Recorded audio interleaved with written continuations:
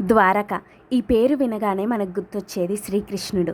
మహాభారత కాలంలో శ్రీకృష్ణుడు పాలించిన ఈ నగరం ఇప్పుడు సముద్రం అడుగున ఉంది. భారత ఇతిహాసాలకు బలాన్ని చేకూర్చే ఆనాటి ఆనవాళ్ళు ఇంకా పదిలంగా ఉన్నాయి. శ్రీకృష్ణుడు పాలించిన ఆ నగరం ఏమైంది? సముద్రంలో ఎందుకు మునిగిపోయింది?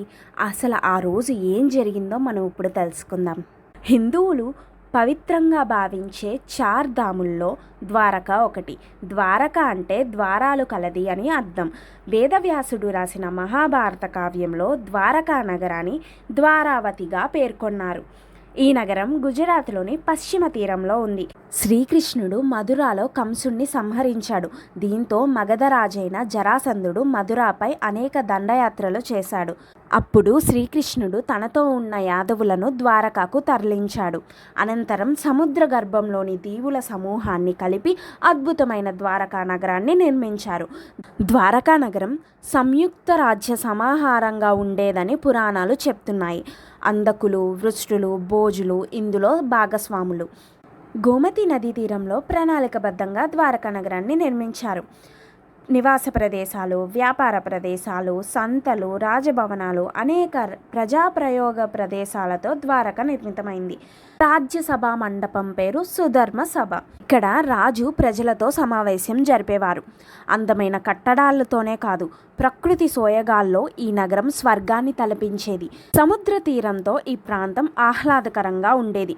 కురుక్షేత్ర యుద్ధం జరిగిన 16 సంవత్సరాల తర్వాత ఈ నగరం సముద్ర గర్భంలో మునిగిపోయింది. విశ్వకర్మ నిర్మించిన ఈ నగరంలో వజ్రాలు, క్రిస్టల్స్, ముత్యాలు, అపురూపమైన రత్నాలతో, బంగారు పూతలతో శిల్పాలను చెక్కి ఉన్నట్లు చెబుతున్నారు. కురుక్షేత్ర యుద్ధ అనంతరం దుర్యోధనుడు తప్ప మిగిలిన 99 కౌరవులు తమ ప్రాణాలను కోల్పోయారు. ఇప్పుడు శ్రీకృష్ణ పరమాత్మ బిడ్డలను పోగొట్టుకున్న బాధతో దుఃఖిస్తున్న కౌరవుల తల్లి గాంధారిని పరామర్శించడానికి దగ్గరకు వెళ్ళగా ఆమె కోపంతో రగిలిపోతూ ఉంటుంది. కృష్ణుణ్ణి చూసి ఆమె, నీకు నా బిడ్డల ప్రాణాలు కాపాడాలని ఏమాత్రం అనిపించినా ఈ కురుక్షేత్ర యుద్ధాన్ని క్షణాల్లో ఆపగలిగేవాడివి, కానీ నీవు ఎందుకు అలా చేయలేదు అని ప్రశ్నించగా అందుకు శ్రీకృష్ణుడు ఇలా సమాధానం ఇచ్చారంట. మాతా గాంధారి, నీ భర్త అయినటువంటి ధృతరాష్ట్రుడు పూర్వజన్మలో ఒక హంస మరియు దానికి పుట్టినటువంటి 100 పిల్లల విషయంలో తప్పు చేశాడు. దాని కర్మ ఫలితమే ఈ జన్మలో తన దృష్టిని కోల్పోయాడు. అదేవిధంగా తన బిడ్డలను పోగొట్టుకున్నాడు. ఇది ఆయన కర్మ ఫలితం. కర్మ నుండి ఎవరిని ఎప్పుడూ తప్పించలేము అంటూ సమాధానం ఇచ్చాడు.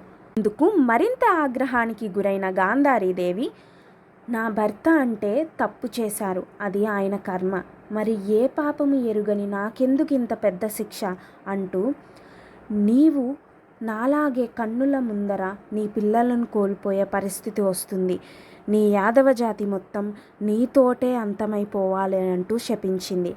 ఆమె శాపమే యాదవులలో చిచ్చు రగిలేలా చేసింది. సాంబుడు శ్రీకృష్ణుడికి జాంబవతికి పుట్టిన కుమారుడు. అతని ఆకతాయి చేష్టలు యదువంశ నాశనానికి కారణమవుతాయి. మహాభారతంలోను దేవి భాగవత పురాణంలోను సాంబుడు పుట్టుక గురించి వివరించబడినది. చాలా కాలము తనకి పిల్లలు లేకపోవడంతో జాంబవతి శ్రీకృష్ణుని తనకు కూడా ప్రద్యుమ్నునిలాగే అందమైన కుమారుణ్ణి ప్రసాదించమని వేడుకుంటుంది. శ్రీకృష్ణుడికి ఆ పుట్టబోయే కొడుకు యదువంశ నాశనానికి కారణమవుతాడని తెలుసు. శ్రీకృష్ణుడు ఉపమన్యుడనే మహర్షిని హిమాలయాలలో కలిసి ఆయన సలహా మేరకు శివుణ్ణి ప్రార్థిస్తాడు. శ్రీకృష్ణుని ప్రార్థనకు శివపార్వతులు అంగీకరించి జాంబవతికి పుత్రుణ్ణి ప్రసాదిస్తారు. అతడే సాంబుడు. జాంబవతికి సాంబుడే కాకుండా సుమిత్ర, పురజిత్, సహస్రజిత్, విజయ, చిత్రకేతు, వాసుమన్, ద్రవిడ, కత్రు అనే కుమారులు ఉన్నట్లు విష్ణు పురాణంలో చెప్పబడినది. పెరుగుతున్నప్పటి నుండి అతని ఆకతాయి చేష్టల వల్ల యదువంశానికి ఇబ్బందులు తెచ్చిపెట్టేవి.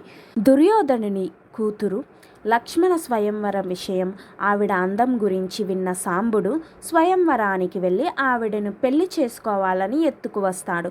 ఈ విషయం తెలుసుకున్న కురువీరులు అతనిపై దాడి చేస్తారు. వారితో పోరాడిన సాంబుడు చివరికి వారి చేతిలో బందీ అవుతాడు.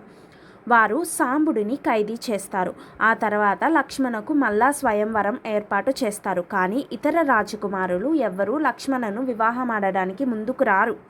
యాదవులు సాంబుడు తరపున మళ్ళా దాడి చేస్తారన్న భయము, మరియు ఒకరు ఎత్తుకు వెళ్ళిన కన్యను మరొకరు వివాహం ఆడడం ధర్మం కాదని ఇతర రాకుమారులు నిరాకరిస్తారు. బలరాముడు కౌరవుల చెరలో ఉన్న సాంబుడిని విడిపించడానికి హస్తినాపురానికి వస్తాడు. కానీ కౌరవులు సాంబుడిని విడుదల చేయడానికి నిరాకరిస్తే ఉగ్రుడైన బలరాముడు తన హలాయుధంతో హస్తినాను పెకలించడానికి సిద్ధమవుతాడు. పరిస్థితి తీవ్రతను గుర్తించిన దుర్యోధనుడు బలరాముని క్షమించమని అడిగి సాంబుడిని లక్ష్మణునికి ఇచ్చి పెళ్లి చేస్తారు. ఆ విధంగా సాంబుడి వివాహం ఘనంగా దుర్యోధని కుమార్తెతో జరుగుతుంది. ఇంతటితో సాంబుడి ఆకతాయి చేష్టలకు తెరపడలేదు. నారదుడు ద్వారకాకి వచ్చినప్పుడు అందరూ ఆయన్ని సాదరంగా ఆహ్వానిస్తారు. కానీ సాంబుడు నారదుడిని గౌరవించకుండా అవమానపరుస్తాడు. సాంబుని ప్రవర్తన గురించి నారదుడు శ్రీకృష్ణుని దృష్టికి తీసుకువెళ్తాడు. నారదుడు ద్వారకా నుంచి వెళ్ళాక శ్రీకృష్ణుడు సాంబుడిని మందలిస్తాడు. సాంబునికి కుష్టి వ్యాధి రావడానికి భిన్న కథనాలు ఉన్నాయి. భవిష్య పురాణము, స్కంద పురాణము మరియు వరాహ పురాణాలలో చెప్పబడిన దాని ప్రకారము శ్రీకృష్ణుడు భార్యల్లో ఒకరైన నందిని సాంబుని రూపానికి ఆకర్షించబడడం నారదుని ద్వారా తెలుసుకున్న శ్రీకృష్ణుడు సాంబుడు కుష్టి వ్యాధిగ్రస్తుడవుతాడని శపిస్తాడని అంటారు. సాంబుడు శాప విమోచనానికి ప్రార్థించగా కరుణించిన శ్రీకృష్ణుడు ఆరోగ్యాన్ని ప్రసాదించే సూర్యుణ్ణి ప్రార్థించమని చెప్తాడు. సాంబుడు కాశీ చేరి చంద్రభాగా నదీ తీరాన మిత్రవన అనే ప్రదేశంలో ఒక కొలను నిర్మించి సూర్య విగ్రహాన్ని అక్కడ ప్రతిష్ఠించి 12 సంవత్సరాలు తపస్సు చేస్తాడు. ఆ కొలనును సాంబా కుండ్ అని, సాంబుడు ప్రతిష్ఠించిన సూర్యుని విగ్రహాన్ని సాంబాదిత్యగా పేర్కొంటారు. కాశీఖండంలోని 48వ అధ్యాయంలో పేర్కొన్నట్టుగా ఎవరైనా ఆ సాంబా కుండులో సూర్యునికి ప్రీతికరమైన ఆదివారం నాడు స్నానం చేసి సూర్యుని ప్రార్థిస్తే సూర్యుని అనుగ్రహం వలన ఆరోగ్యం ప్రాప్తిస్తుందని, అలాగే వివాహిత స్త్రీలు అక్కడ స్నానం చేసి సూర్యుని ప్రార్థిస్తే సుమంగళిగా ఉంటారని భక్తుల విశ్వాసము. వంశనాశనం అవుతుందన్న గాంధార శాపాన్ని శ్రీకృష్ణుడు మౌనంగా అంగీకరిస్తాడు కదా. మౌసల పర్వంలో ఈ శాపము ఎలా ఫలిస్తుందో వివరించబడినది. గాంధారి శాపము తర్వాత 36 సంవత్సరాలకు యాదవులందరూ మధురాన్వితులై సముద్రపు ఒడ్డున సంతోషంగా ఉన్న సమయంలో దూర్వాసుడు ఇతర మునివర్యులు తమ శిష్యులతో శ్రీకృష్ణుని దర్శనం కోసం వస్తుంటారు. దూర్వాస మునిని ఆట పట్టించడానికి యాదవులు సాంబుడికి ఆడవేషం వేసి గర్భిణి అని చెప్పి ఆడపిల్ల పుడుతుందా మగపిల్లవాడు పుడతాడా అని ఋషులను హేళనగా అడుగుతారు. ఆగ్రహించిన దూర్వాసుడు యదువంశ నాశనానికి కారణమయ్యే ముసలం పుడుతుందని శపిస్తాడు. ఆ మరునాడు సాంబుడు ముసలాన్ని కంటాడు. యాదవ కుర్రకారు ఆ విషయాన్ని ఉగ్రసేన మహారాజుకు తెలియజేస్తారు. ఆ రాజు యాదవులతో ఆ ముసలాన్ని పూర్తిగా అరగదీసి నామరూపాలు లేకుండా చేయమని ఆదేశమిస్తాడు. అరగదీయగా ఏర్పడిన ధూళి నీటిలో కలిసి ఆ ప్రాంతమంతా రేలుగడ్డిలా ఏర్పడుతుంది. ఆ తర్వాత ఏదో శుభ సందర్భంగా సముద్రపు తీరానికి వచ్చిన యాదవులు తాగిన మైకంలో తగులాడుకుంటూ ఆ రేళ్ల గడ్డిని ఆయుధాలుగా చేసుకుని ఒకరినొకరు చంపుకుంటారు. ఇలా గాంధారి మరియు దూర్వాసముని శాపాల వల్ల యాదవుల జాతి అంతరించిపోతుంది. ఆ తర్వాత ప్రళయానికి ముందు భారీ గాలులు వీచాయి. ప్రజలు నివాసంలో మట్టి పాత్రలు వాటికవే పగిలిపోవడం మొదలయ్యాయి. భారీ విపత్తుకు ఇవే సంకేతాలని భావించిన శ్రీకృష్ణుడు అందరినీ సమావేశపరిచి పవిత్ర సముద్ర స్నానం చేయాలని ఆదేశించాడు. కృష్ణుడి పిలుపు మేరకు విచ్చేసిన అర్జునుడికి రాబోయే విపత్తు గురించి చెప్తాడు. మరో వారం రోజుల్లో ద్వారకా సముద్రంలో మునిగిపోతుందని చెప్పాడు. ద్వారకా ప్రజలను సురక్షిత ప్రాంతాలకు తరలించమని చెప్పాడు. ఆ తర్వాత శ్రీకృష్ణుడు అరణ్య బాట పట్టాడు. దాన్ని అరగదీగా మిగిలిపోయిన ఒక చిన్న ఇనప ముక్కను నీటిలో ఉన్న చేప మింగుతుంది. ఆ చేపను పట్టిన జర అనే వేటగాడు ఆ ముక్కను తీసుకువెళ్ళి తన బాణానికి ముల్లాకుగా తయారు చేసుకుంటాడు.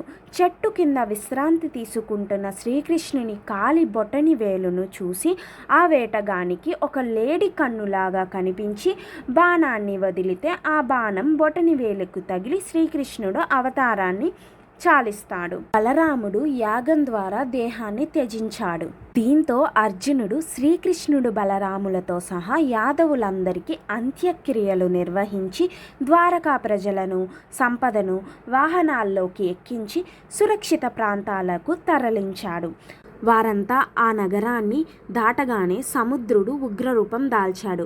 ఉవ్వెత్తున ఎగిసిపడుతూ క్షణాలలో ద్వారకా నగరాన్ని ముంచెత్తాడు. ఇదంతా ద్వారకా ప్రజలు, అర్జునుడు కళ్ళ ముందే జరిగింది. ఈ వీడియో నచ్చితే ప్లీజ్ లైక్ చేయండి, షేర్ చేయండి, కామెంట్ చేయండి అండ్ ఆల్సో ఛానల్ని సబ్స్క్రైబ్ చేసుకోండి.